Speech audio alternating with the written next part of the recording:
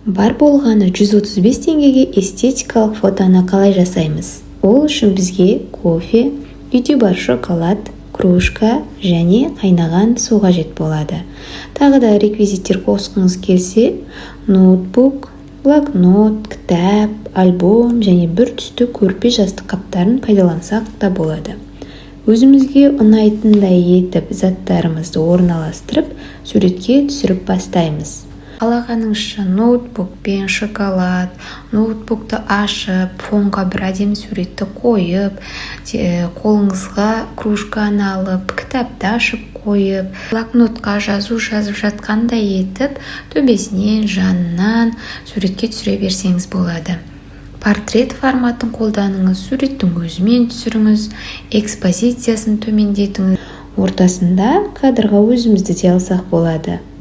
Нәтижесінде үйімізден ақ Pinterest фото шығарып аламыз. Қалай, сіздерге ұнады ма идеям?